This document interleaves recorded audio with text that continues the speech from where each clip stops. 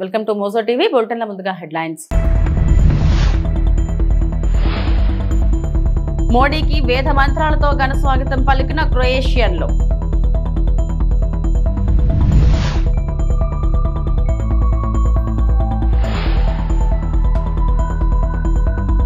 బనకచర్ల ఆపాలంటూ కేంద్ర మంత్రుల్ని కలువనున్న రేవంత్.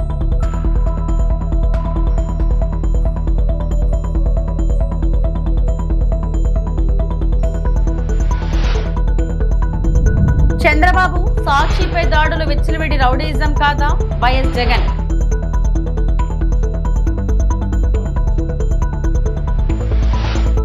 భారత్ పాకిస్తాన్ మధ్య ఇటీవల ఉద్రిక్తతలపై అమెరికా అధ్యక్షుడు డొనాల్డ్ ట్రంప్ మళ్లీ పాతపాటి పాడారు. భారత్ పాకిస్తాన్ మధ్య యుద్ధాన్ని ఆపాలంటూ మరోసారి ప్రకటించుకున్నారు. భారత్ పాకిస్తాన్ మధ్య కాల్పుల విరమణ ఒప్పందం విషయంలో అమెరికా ప్రమేయం లేదని ఫోన్ కాల్లో ట్రంప్నకు ప్రధాని మోడీ స్పష్టం చేసిన గంటల వ్యవధిలోనే ఆయన మరోసారి పాత వాదన వినిపించారు. Pakistan army chief general Munir కు శ్వేత సౌధంలో ట్రంప్ బుధవారం విందు ఇచ్చిన ట్రంప్ పాకిస్తాన్ అంటే తనకు ఇష్టమని పేర్కొన్నారు. ఇదే సమయంలో ప్రధాని మోడీ అద్భుతమైన వ్యక్తి అని తెలిపారు. మోడీతో ఫోన్లో మాట్లాడిన విషయాన్ని గుర్తు చేసిన ట్రంప్ భారత్ తో అమెరికా వాణిజ్య ఒప్పందం చేసుకోబోతున్నట్లు వివరించారు. Pakistani Army Chief of Staff, what are you looking forward to achieving diplomatically?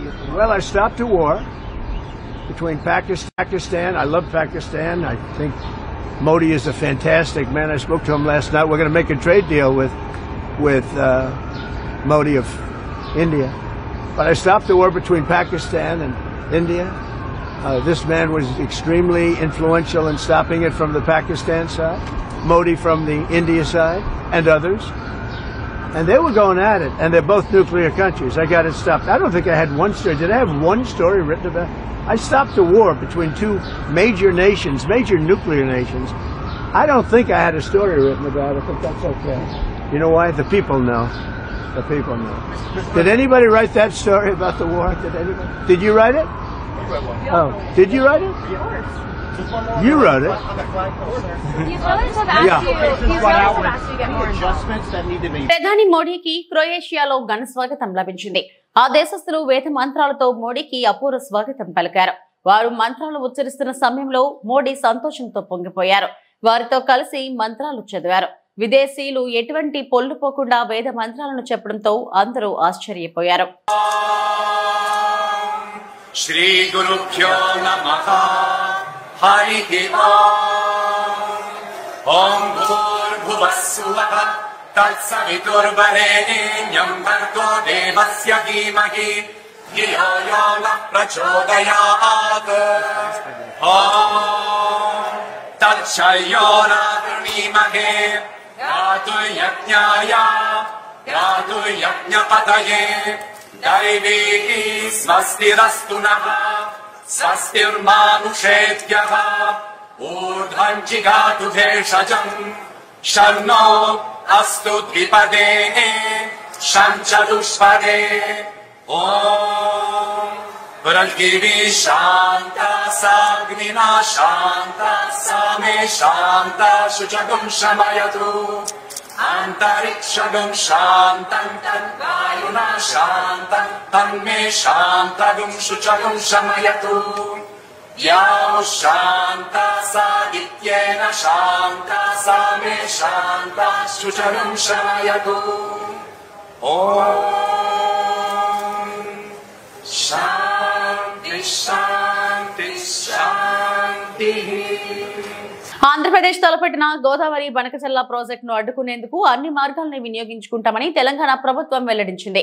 Project నిలిపివేయాలని నిన్న జరిగిన అఖిలపక్ష ఎంపీల సమావేశంలో తీర్మానించగా ఇవాళ ఢిల్లీలో కేంద్ర మంత్రులు సిఆర్ పాటిల్, భూపేందర్ యాదవ్ ను సీఎం రేవంత్ రెడ్డి కలిసి తెలంగాణ అభ్యంతరాలను తెలియజేస్తున్నారు. మాజీ సీఎం కేసీఆర్, మాజీ మంత్రి హరీష్ రావు వల్లే బనకచర్ల ప్రాజెక్టు ముందుకు వచ్చిందన్న రేవంత్ తెలంగాణ ప్రయోజనాల కోసం ఎంతవరకైనా వెళ్తామని స్పష్టం చేశారు.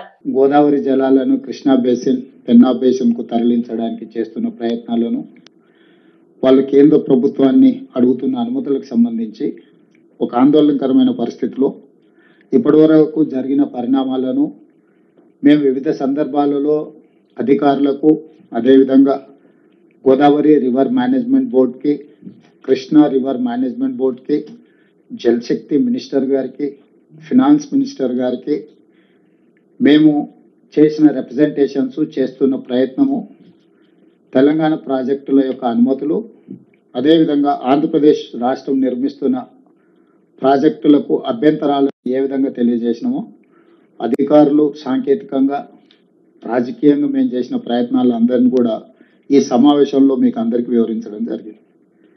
నేను ఎలాంటి వివాదాస్పదమైన అంశాలను లేకపోతే ఇతర అంశాలను ప్రస్తావించదలుచుకోలేదు.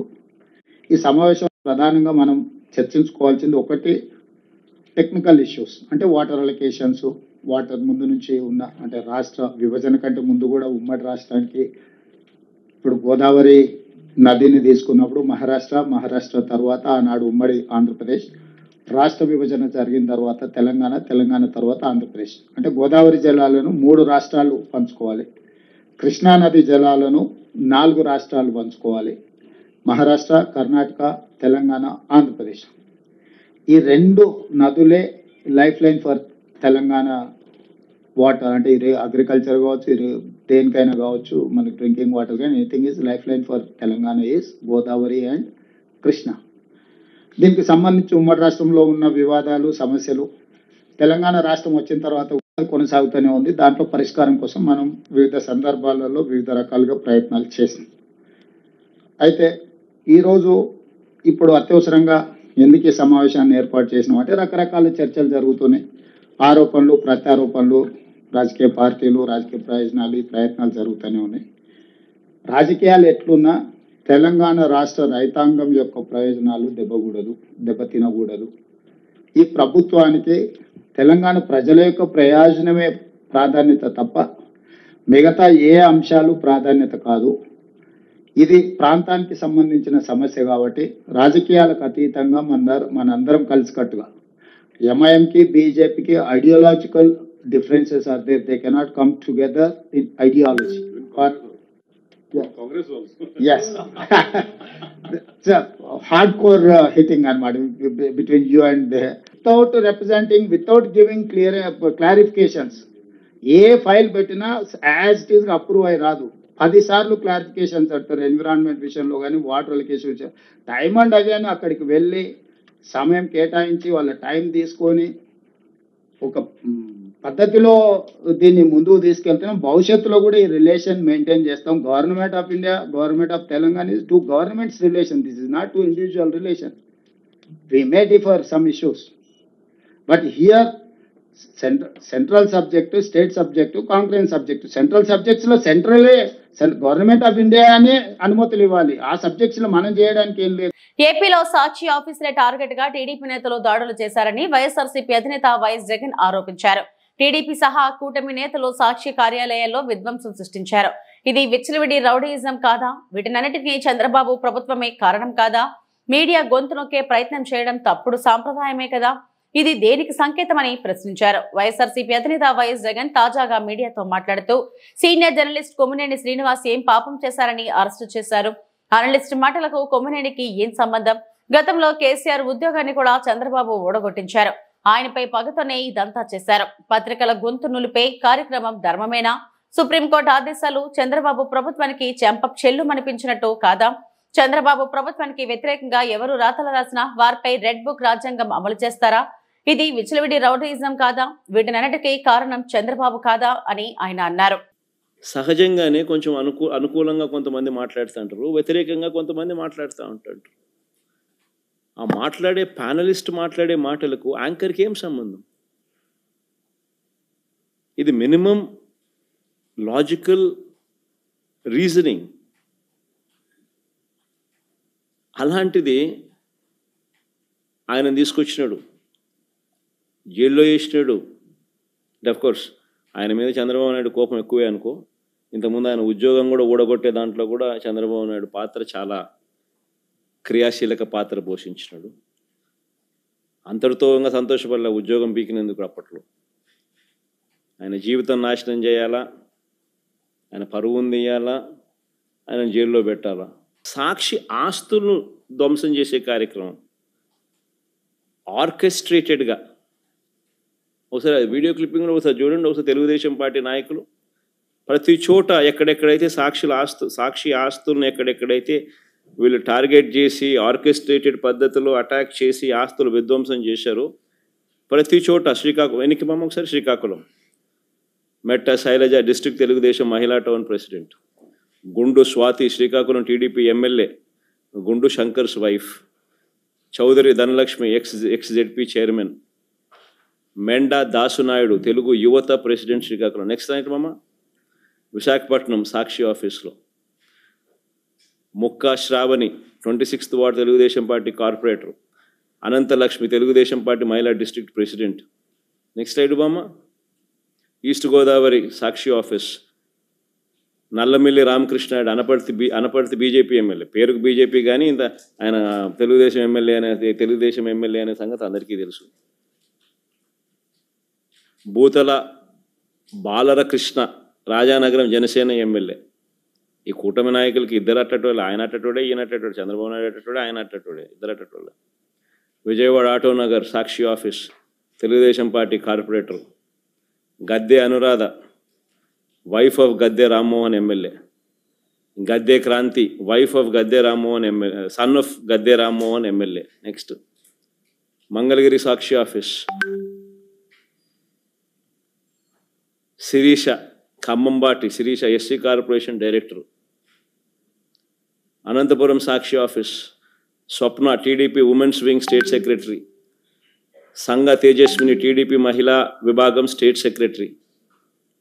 Kadapa Sakshi office Bojja Tirumalesh TNSF Kadapa district president. RC Munikrishna Tirupati deputy mayor, Tirupati Renigunta Sakshi office. Koduru Balasubrahmanyam TDP state spokesperson. ఈ మనిషి అయితే తిరుపతిలో రేణిగుంట సాక్షి ఆఫీస్లో ఈ మనిషి అయితే అప్పట్లో గతంలో బై ఎలక్షన్ జరిగింది ఈ డిప్యూటీ మేయర్ ఎన్నిక సందర్భంగా.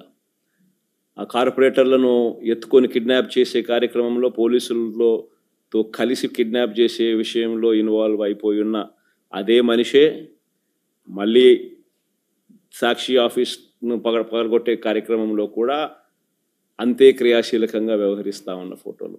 ఒక రాజకీయ పార్టీ ఆర్కెస్ట్రేటెడ్గా గవర్నమెంట్కు వ్యతిరేకంగా గలం విప్పుతూ ఉంది పత్రిక టీవీ ఛానల్ అని చెప్పి, గొంతు నులపడం కోసం అని చెప్పి నువ్వు నీ తెలుగుదేశం పార్టీకి సంబంధించిన కార్యకర్తలను ఉసుగొలిపి నీ ఎమ్మెల్యేలు నువ్వు అంతా చేసే కార్యక్రమం ఇది ధర్మమేనా అని అడుగుతా ఉన్నా. చివరికి సుప్రీంకోర్టు ఇదే కొమ్మినేని గారిని సుప్రీంకోర్టు మామూలుగా సుప్రీంకోర్టు బెయిల్ అనేది అరెస్ట్ చేసిన వ్యక్తిని సుప్రీంకోర్టు బెయిల్ అనేది ఇవ్వదు. అరెస్ట్ చేసిన వ్యక్తిని సుప్రీంకోర్టు రాజ్యాంగంలోని ఆర్టికల్ 32 కింద విచక్షణ అధికారాన్ని ఉపయోగించి ఇమ్మీడియట్లీ రిలీజ్ చేయమని చెప్పి ఆదేశాలు ఇచ్చింది. ఇదే కొమ్మినేని శ్రీనివాస్ గారు కొమ్మినేని శ్రీనివాసరావు గారు. అంటే చంద్రబాబు నాయుడు గారు చెంప మీద ఇదొక చెంప చెల్లు అనిపించినట్టు కాదా? మరి అదే కేసులో సాక్షి కార్యాలయాలన్నీ ఈ మాదిరిగా తెలుగుదేశం పార్టీ కార్యకర్తలందరి చేత ఈ మాదిరిగా దగ్ధం చేస్తే దీనికి గవర్నమెంట్లో ఉన్న చంద్రబాబు నాయుడు బాధ్యుడుగా. ఏపీలో చంద్రబాబు ప్రభుత్వం విద్యారంగాన్ని భ్రష్టు పట్టించిందని ఆరోపించారు వైఎస్ఆర్సీపీ అధినేత వైఎస్ జగన్. విద్యారంగంలో మేము తెచ్చిన సంస్మరణలను నాశనం చేశారని అన్నారు. తల్లులకు డబ్బులు ఇవ్వకుండా మోసం చేశారని అన్నారు. దీనిపై ఎవరైనా ప్రశ్నిస్తే మీ నాలుక మందం అని బెదిరిస్తారని వైఎస్ జగన్ తెలిపారు. వైఎస్ఆర్సీపీ అధినేత వైఎస్ జగన్ తాజాగా మీడియాతో మాట్లాడుతూ రాష్ట్రంలో దాదాపు 30 లక్షల మంది విద్యార్థులకు తల్లికి వందనం అంటూ కోత పెట్టారు. గట్టిగా నిలదీస్తే ప్లేట్ మార్చి 15,000 కాదు 13,000 అంటున్నారు. రాష్ట్రంలో 67 లక్షల మందికి తల్లికి వందనం ఇస్తామని బాబు ప్లేట్ మార్చారు. మరోసారి ప్లేట్ తిప్పేసి 54 లక్షల మందికి ఇస్తామంటున్నారు. ఏపీలో సూపర్ 6 ఇచ్చేశామని చంద్రబాబు చెబుతున్నారు. హామీలు అమలు అయ్యాయని చెప్పేశారు. అన్ని హామీలు తీర్చేశారంట. దీనిపై ఎవరైనా ప్రశ్నిస్తే మీ నాలుక మందమని బెదిరిస్తారు. ఇంకా ప్రశ్నిస్తే తప్పుడు కేసులు అక్రమ అరెస్టులు చేస్తారని అన్నారు. మళ్ళా బాగా ప్లే చేయమ్మా. తిప్పడు మాట తప్పడు. అవును, ఇప్పుడేమన్నావు గవర్నమెంట్ ఆఫ్ ఇండియా 6,000 రూపాయలు ఇస్తుంది కాబట్టి అది మైనస్ చేసి నేను 6,500 రూపాయలు ఇస్తానని చెప్పిన పెద్ద మనిషి ఎవరో ఏం చెప్పలా. రైతుకు సంవత్సరానికి 20,000 రూపాయలు ఇప్పుడు ఇచ్చేది కాకుండా 20,000 వరకు ఇచ్చేట్టుగా తెలుగుదేశం పార్టీ నిర్ణయం చేశాం. దానికి ఒక పేరు కూడా పెట్టాడు. ఏం పేరు పెట్టాడు దానికి? అన్నదాత సుఖీభవ అని ఒక పేరు కూడా పెట్టాడు. అంటే పిఎం కిసాన్ ఇచ్చే 6,000 కాక ఈయన అదనంగా 20,000 రూపాయలు ఇస్తాను అని చెప్పి ఈయన ఊదరగొట్టి దానికి ఒక పేరు పెట్టి అన్నదాత సుఖీభవ అని పేరు పెట్టి నేడు సంవత్సరం ఒక్కరికి కూడా రూపాయిలే. ఇది మోసం కాదా అని అడుగుతా ఉన్నా. ఒక్కరికి కూడా రూపాయి ఇవ్వాల ఇంతవరకు. మరి ఇది మోసం కాదా అని అడుగుతా ఉన్నా. మళ్ళీ ఎవరైనా అడిగితే ప్రశ్నిస్తే నాలుక మందం అని బెదిరింపు.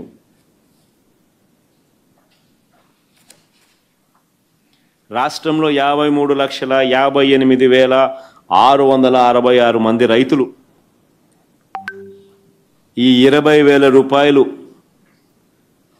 వారికి ఇచ్చి ఉంటే 10,716 కోట్ల రూపాయలు వాళ్ళకు మేలు జరిగేది. 10,716 కోట్లు వారికి ఇవ్వాల్సింది ఎగరగొట్టినాడు.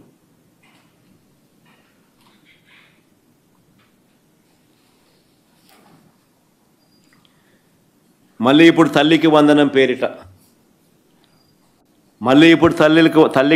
పేరిట తల్లులందరికీ కూడా వంచన చేస్తా ఉన్నాడు. తల్లికి వందనం పేరిట తల్లులందరినీ కూడా వంచిస్తా ఉన్నాడు.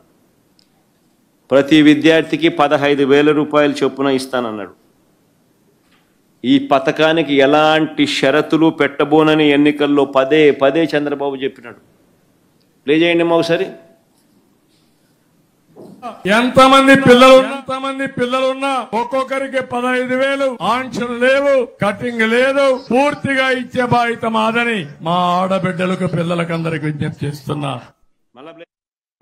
ఎంతమంది పిల్లలున్నా ఒక్కొక్కరికి 15,000 ఆంక్షలు లేవు, కటింగ్ లేదు, పూర్తిగా ఇచ్చే బాధ్యత మాదని మా ఆడబిడ్డలకు పిల్లలకందరికి విజ్ఞప్తి చేస్తున్నా. ఆంక్షలు లేవు, కట్టింగులు లేవు, ఒక్కొక్కరికి 15,000 రూపాయలు చెప్పున మా ఆడబిడ్డలందరికీ నేను మాటిస్తున్నా. చంద్రబాబు నాయుడు అన్న మాటలు ఏమన్నాడు అప్పట్లో? ఆయన మాటలు అయ్యి యూడిఐఎస్సి ఫిగర్స్ ఒకసారి చూద్దామా? ఒకసారి యూడిఐఎస్సి ఫిగర్స్.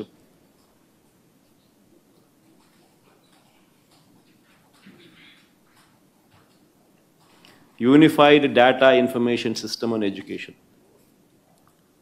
యూడిఐఎస్సి అంటే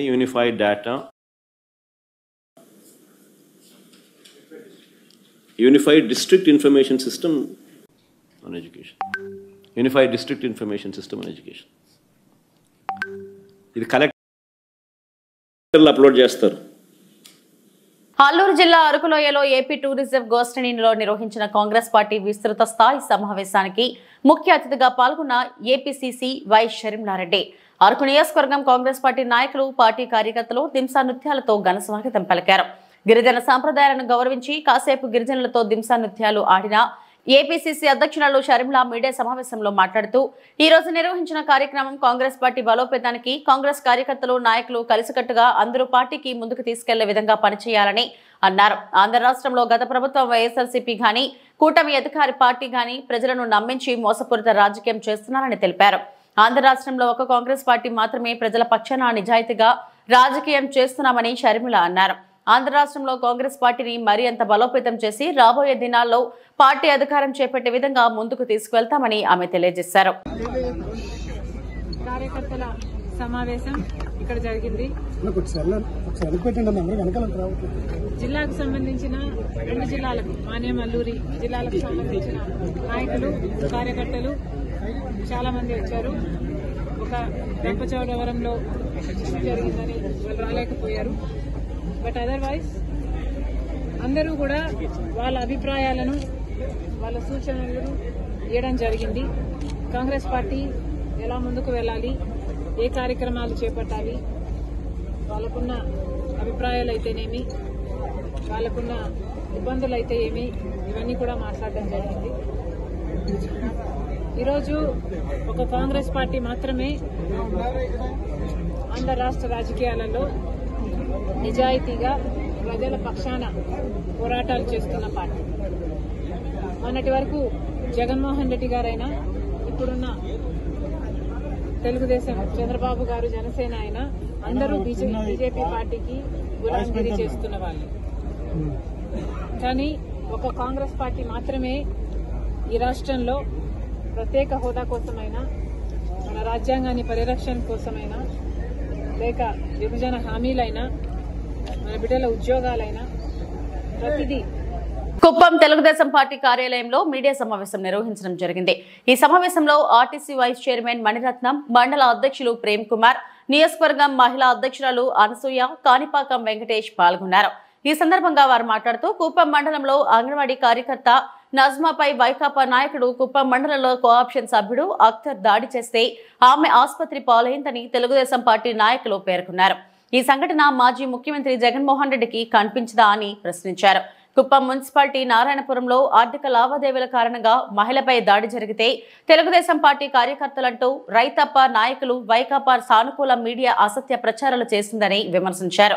ఇప్పుడు కుప్పం గ్రామీణ మండలంలో అంగన్వాడీ కార్యకర్త నజ్మాపై రౌడీ షీటర్ వైకాపా నాయకుడు అఖ్తర్ దాడి చేస్తే అతన్ని వైకాపా నాయకులు వెనకేసుకు రావడం దారుణమన్నారు. ఒక్క నిమిషం మాట్లాడడానికి ముందు ఒకసారి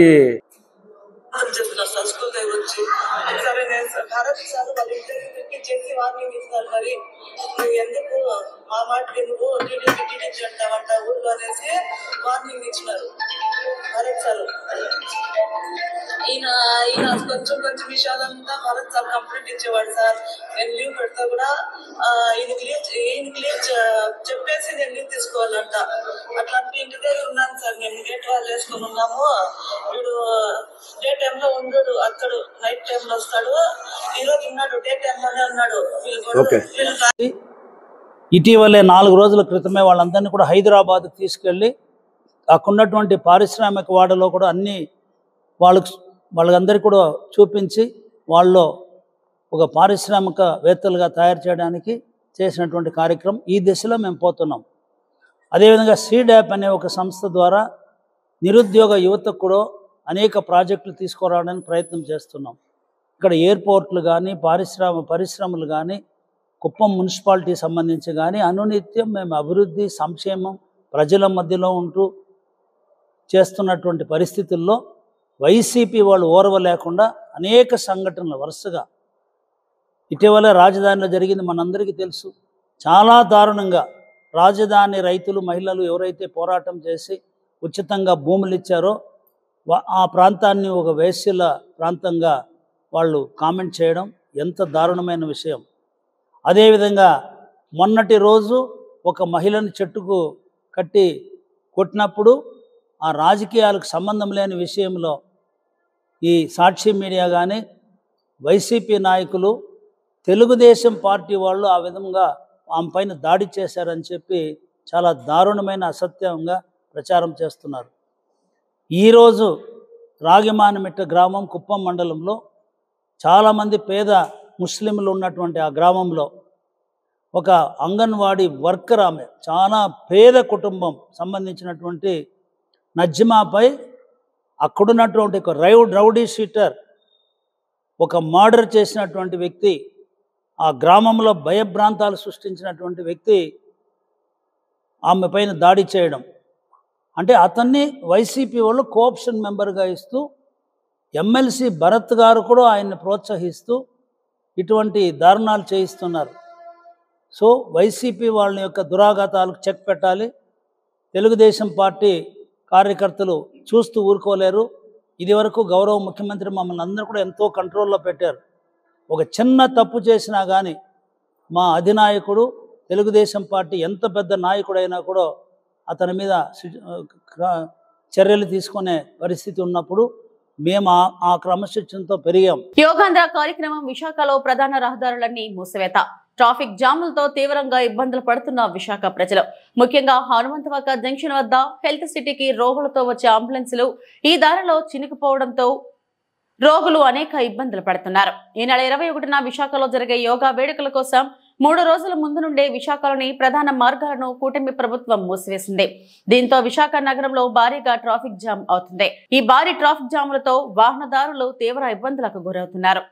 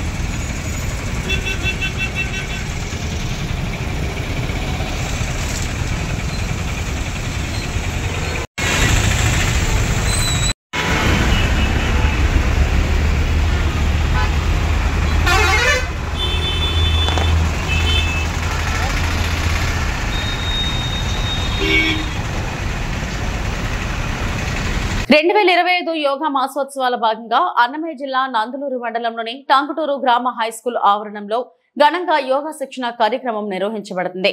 ఈ కార్యక్రమంలో APO Murali, VRO Sivaprasad, secretary Madhuri, field assistant Hari, TDP leader Eswaraiah, సచివాలయ సిబ్బంది, ఎన్ఆర్ఈజీఎస్ ఉపాధి హామీ కార్మికులు పాల్గొన్నారు. ఈ సందర్భంగా ఏపీఓ మురళి మాట్లాడుతూ యోగాను మన దైనందిన జీవితంలో భాగంగా చేసుకుంటే శారీరక, మానసిక ఆరోగ్యం మెరుగుపడుతుందని, మానసిక ఒత్తిడికి తగ్గిస్తూ జీవితం సంతోషంగా మారుతుందని తెలిపారు. ప్రతి ఒక్కరూ ప్రతిరోజు కనీసం 30 నిమిషాలు యోగాను అభ్యసించాలని, ఇది సంపూర్ణ ఆరోగ్యానికి మార్గదర్శకమని సూచించారు. కార్యక్రమంలో యోగా ప్రాథమిక ఆసనాలు, శ్వాస వ్యాయామాలు నేర్పిస్తూ శిక్షణ ఇచ్చారు. గ్రామస్తులు, ఉపాధి హామీ కార్మికులు యోగా చేస్తున్న దృశ్యాలు ప్రత్యేక ఆకర్షణగా నిలిచాయి. ఈ శిక్షణ కార్యక్రమం ద్వారా గ్రామస్తులకు ఆరోగ్యంపై అవగాహన పెరగడమే కాకుండా యోగా వల్ల కలిగే లాభాలను పలు అనుభవాల ద్వారా తెలియజేశారు.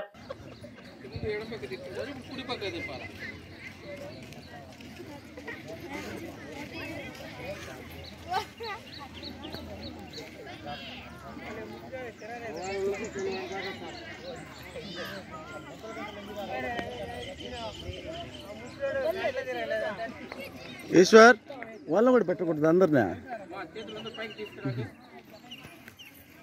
ఏళ్ళు బిగించేయండి, చేయండి, అది చెయ్యి పైకి ఆకాశం తిప్పండి. ఇంకా కాళ్ళు ఉన్న వేలు మీద లేయాలి, అందరూ పైకి లేండి.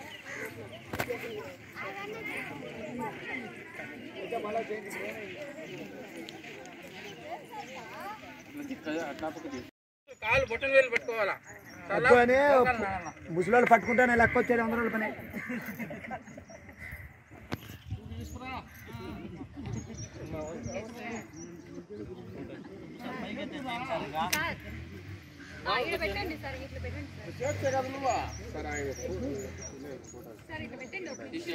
ఫోటోస్ అందరూ ముందు చేతులు అంచండి.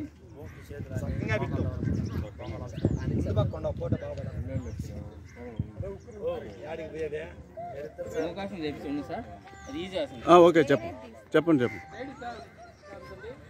మీ చేతులు భుజాల మీద కావాలట.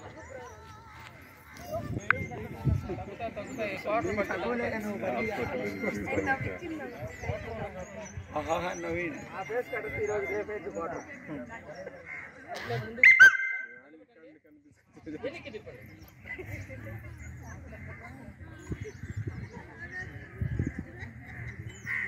ఇవి ఇప్పటి వరకు నా బులెటిన్ అప్డేట్స్. నమస్తే.